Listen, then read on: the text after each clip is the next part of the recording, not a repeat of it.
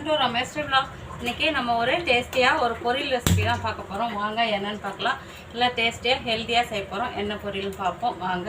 இப்போ பாருங்கள், நான் வந்து பீன்ஸும் கேரட்டும் ரெண்டும் சேர்த்து ஒரு 1/4 கிலோ அளவுக்கு எடுத்து கட் பண்ணிட்டு வச்சுருக்கேன். கழுவிட்டு கட் பண்ணி வச்சுருக்கேன்.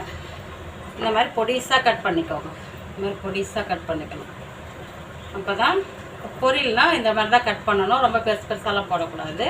நான் ரெண்டுமே சேர்த்து பீன்ஸும் கேரட் ரெண்டும் சேர்த்து 1/4 கிலோ அளவுக்கு எடுத்திருக்கேன். இப்போ ஸ்டவ்வில் ஒரு குக்கர் வச்சுருக்கேன். குக்கரில் போட்டு நம்ம ஒரு விசில் வச்சு வேக வச்சுக்கலாம். ஏன்னா கேரட்டு பீன்ஸ் வந்து லைட்டாக கொஞ்சம் வேகிறதுக்கு டைம் எடுக்கும். அதனால் நம்ம குக்கரில் போட்டு வேக வச்சோம்னா சட்டுன்னு வந்துடும். நமக்கு பொரியல் சீக்கிரம் செஞ்சுட்டு எட்ட போயிடலாம். அதனால் ஒரு விசில் வச்சு வேக வச்சுக்க போகிறோம். குக்கரில் போட்டுடலாம். எல்லாம் செம்ம டேஸ்டியாக இருக்கும். சட்டுன்னு செஞ்சிடலாம். குழந்தைங்களுக்குலாம் நீங்கள் இந்த மாதிரி பொரியல் செஞ்சு கொடுங்க. இப்போலேருந்து குழந்தைங்களுக்கு கொடுக்க ஆரம்பிச்சிடணும். வெஜிடபிள்ஸ்லாம் கொடுக்க ஆரம்பிச்சிடணும். அப்புறம் பெருசாக வளர்ந்தால் சாப்பிட மாட்டாங்க. இப்போது நான் பீன்ஸும் கேரட்டும் குக்கரில் போட்டுட்டேன். தண்ணி ஊற்றிக்கலாம். தண்ணி வந்து ரொம்ப தேவையில்லை. ஒரு 1/2 டம்ளர் அளவுக்கு தான் ஊற்றிருக்கேன். காய் முங்குற அளவுக்கு கூட ஊற்றணும்னு அவசியம் இல்லை.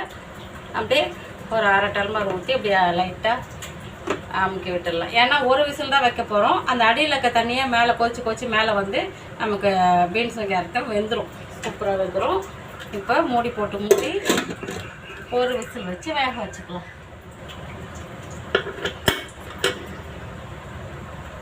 நான் ஸ்டவ்வில் ஒரு கடாய் வச்சுருக்கேன். ஸ்டவ் பற்ற வச்சுக்கலாம். அதில் வந்து கொஞ்சமாக ஒரு 1/2 டம்ளர் அளவுக்கு தண்ணி ஊற்றிக்கலாம்.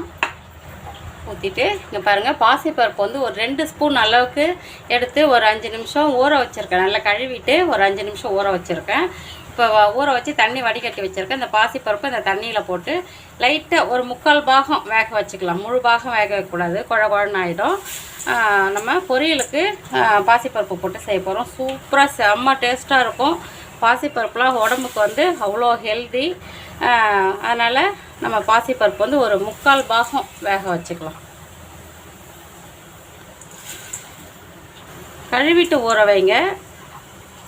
பாசிப்பருப்பு எந்த பருப்பு ஊற வச்சாலும் கழுவிட்டு ஊற வைக்கணும். அப்படியே வேகட்டும்.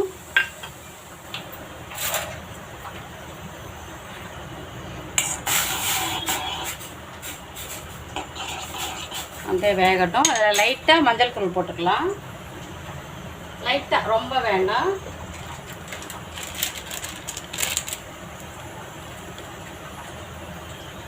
லைட்டாக அப்படியே வேகட்டும். சால்ட்டெல்லாம் போட்டு வேக வைக்கக்கூடாது. சால்ட்டு போட்டோம்னா நமக்கு பருப்பு வேகாது. அதனால் சால்ட்டு போட வேணாம். அப்படியே வேகட்டும், பார்ப்போம். பாருங்கள், பாசிப்பருப்பு வந்து ஒரு 3/4 பாகம் வந்திருக்கு.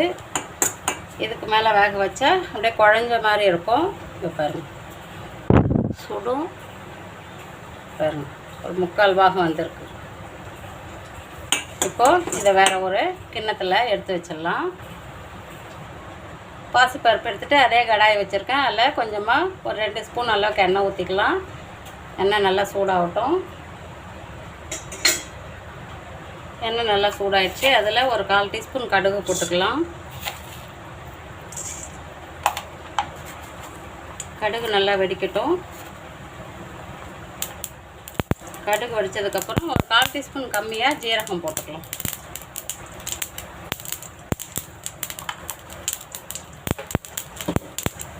கடுகும் ஜீரகமும் நல்லா வெடிக்கட்டும்.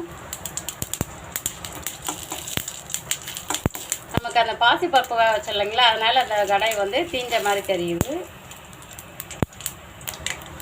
ஜீரகம் கடுகு நல்லா வெடிச்சிடுச்சு. இப்போ நான் வந்து ஒரு முழு பூண்டில் 1/2 பூண்டு எடுத்து உரித்து 1 பாதிமாக லைட்டாக தட்டி வச்சுருக்கேன். கொஞ்சமாக கருவேப்பிலை எடுத்து வச்சுருக்கேன். ஒரு 3 பச்சை மிளகாய் அப்படியே லைட்டாக கீணி வச்சுருக்கேன். ஒரே ஒரு பெரிய வெங்காயமாக எடுத்து கட் பண்ணி வச்சுருக்கேன். இப்போ பச்சை மிளகாயும் பூண்டும் போட்டுடலாம். கருவேப்பிலையும் போட்டுடலாம்.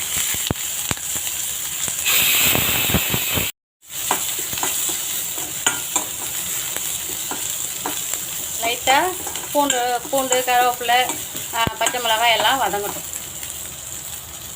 நம்ம கடுகு போடும்போது ஜீரகம் போட்டோம் இல்லைங்களா, அது ஒரு தனி ஃப்ளேவர் கொடுக்கும். நல்ல வாசனை கம்மன்னு இருக்கும் அந்த பொரியலுக்கு. பீன்ஸ் கேரட் பொரியலுக்கு அது ஒரு வாசனையே கொடுக்கும். நல்லா செம்ம டேஸ்ட்டாக இருக்கும். ஜீரணமும் ஆகும். ஜீரகம் வந்து எந்த டிஷ்ஷில் சேர்த்தாலும் நல்லா ஜீரணம் ஆகும். இப்போது நம்ம கட் பண்ணி வச்ச வெங்காயத்தை போட்டுக்கலாம்.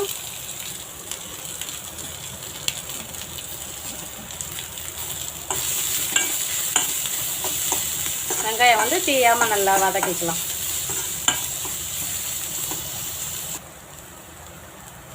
இந்த தண்ணியெலாம் ஊற்றி பீன்ஸ் கேரட் பொரியல் ரெடி ஆகிடுச்சு. இப்போ கொஞ்சமாக தேங்காய் துருவி வச்சுருக்கேன். நான் மிக்ஸி ஜாரில் போட்டு அப்படியே பல்ஸ் கொடுத்து அரைச்சி வச்சுருக்கேன். அது போட்டுடலாம்.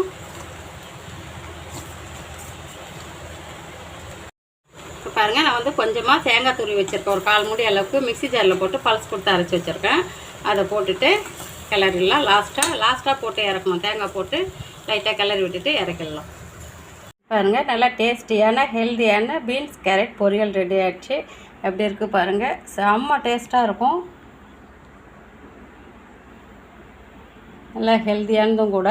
குழந்தைங்களுக்கு இது மாதிரி செஞ்சு கொடுங்க, நல்லா விரும்பி சாப்பிடுவாங்க. அதில் பாசிப்பருப்பு வேறு போட்டிருக்கோம், அது இன்னும் ஹெல்த்தி கொடுக்கும். பாசிப்பருப்புலாம் உடம்புக்கு அவ்வளோ நல்லது. இந்த மாதிரி செஞ்சு குழந்தைங்களுக்கு கொடுங்க. இந்த வீடியோ உங்களுக்கு பிடிச்சிருந்தா லைக் பண்ணுங்கள், ஷேர் பண்ணுங்கள், சப்ஸ்கிரைப் பண்ணுங்கள். தேங்க்யூ.